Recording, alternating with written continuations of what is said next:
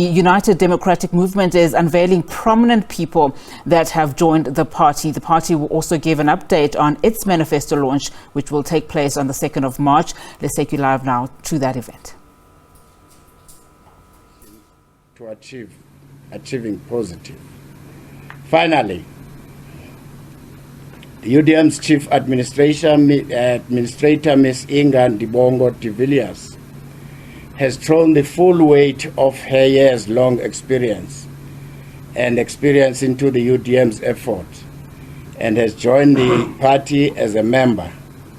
UDM is proud of the new additions to our team and wish them well on the road ahead. The UDM will be hosting its manifesto launch on the 2nd of March at Gallagher Estate Convention Center in Midrand. We've noticed that the ruling party has been acting like an opposition party, lamenting problems in South Africa.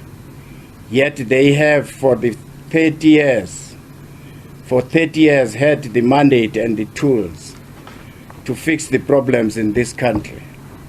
They did exact opposite. UDM's approach will be a can-do approach to set a problems which has not changed that much since 2019. Welcome, ladies and gentlemen. Thank you.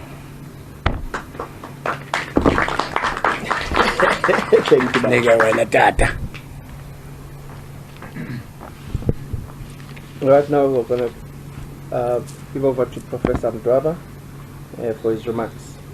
Over to you, sir. Thank you, SG. Thank you, President. I do want to thank the colleagues who came with me, whose names have been mentioned already by the President, and of course, thank the media for gracing the occasion.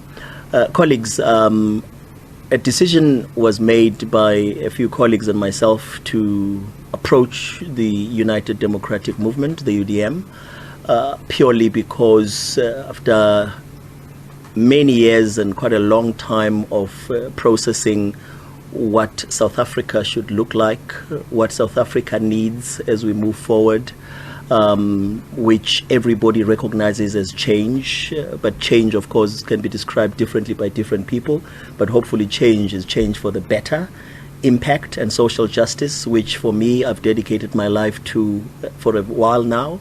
The President would have mentioned to you that my various roles as a businessman, having built businesses along the way, but also being involved in organized business and therefore having the experience of dealing with governments, trade unions and other business organizations, particularly when I was based in Switzerland, where I had the privilege and the blessing of leading all the employers in the world in an organization that is 187 countries.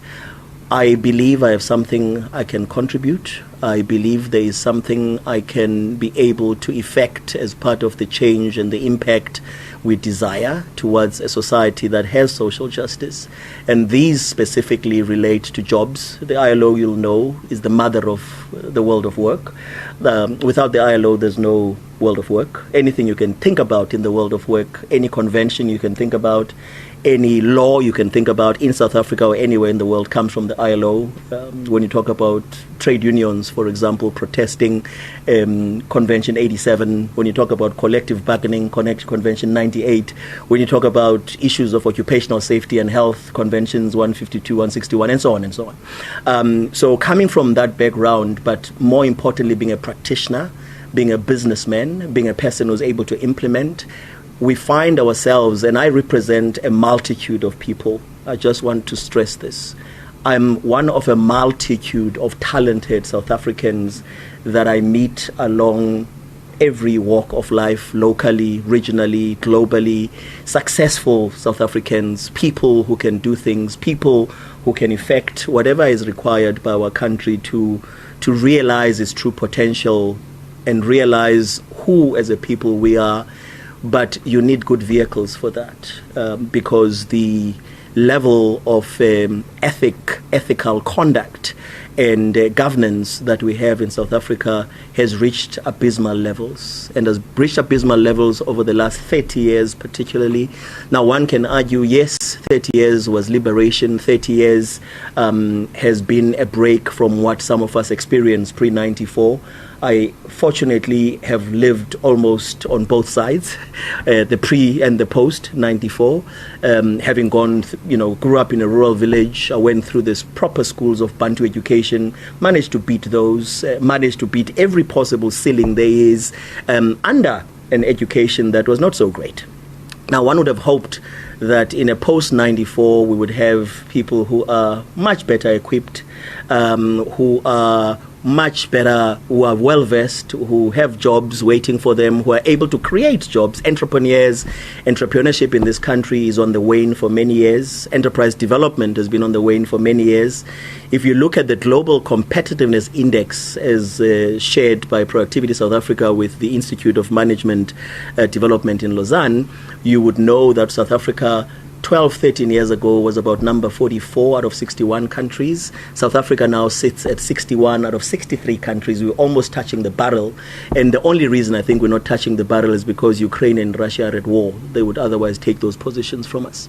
That is pitiful. That's not what we deserve as South Africans. When you look at the unemployment in the Unemployment Insurance Fund, over 700,000 people are unemployed. Over 700,000 people are on the database of the UIF.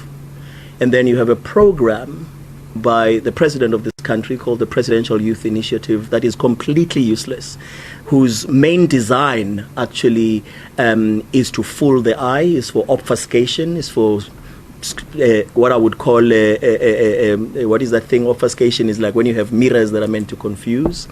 And so for me, it creates mental health problems, because all it does is create people that are trained for a year, and after 1 year they must go and collect monies from the UIF. That's not a job. That's not sustainable. We need more sustainable jobs. You have over 6 million people on the Department of Employment and Labor database that are unemployed, 70% of whom don't even have matric. This is a problem. This is a catastrophe waiting to happen. But again, depending on which school of thought you come from, if you belong in the school of a half-full glass rather than a half-empty glass, I think that we can be able to create something out of this opportunity with a vehicle like the UDM. Why the UDM? The UDM has for many years, for 25 years, stood on the right side of history. It has fought corruption. It has quietly done its work. They inform me that they write letters on a daily basis that appear on their website, to fight for the normal women and men on the ground. If you're looking for ethical conduct, you're looking for governance, this is the way to go. So as I was talking to young people between the ages of 18 to 35, talking to my kids, their networks, their friends, they cannot find who to vote for. They don't know who to vote for. Then I went and I spoke to colleagues my age, the ones before who were, I come from the ANC. So today I'm actually symbolically leaving the ANC and will never have anything to do with the ANC. For me, I wouldn't want anybody to send anybody to me like they did to Mavuso Msimang, because it's not drama. It's real. I'm moving away. I'm never coming back.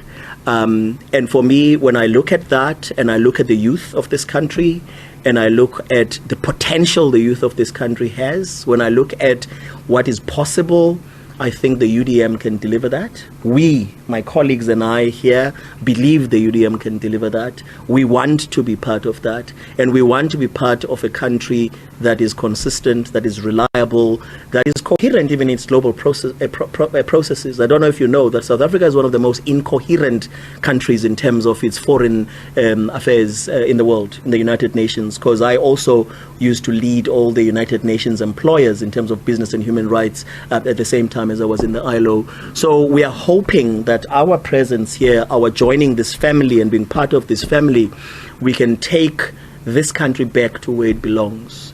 Even when you look at sustainable development goals, and some of you will follow those, we meant by 2030 to report how we're doing. The whole world is doing badly on sustainable development goals, the whole world.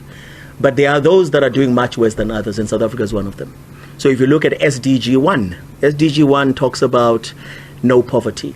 We shall end poverty. South Africa is pitiful when it gets to that, because we have the highest level of unemployment anywhere. We have the highest disparity in terms of Gini coefficient in inequality anywhere in the world. SDG 2, zero hunger. A lot of people sleep hungry these days. It was Gandhi who said a lot of people only encounter God when they see a slice of bread. Some people don't have that luxury of a slice of bread.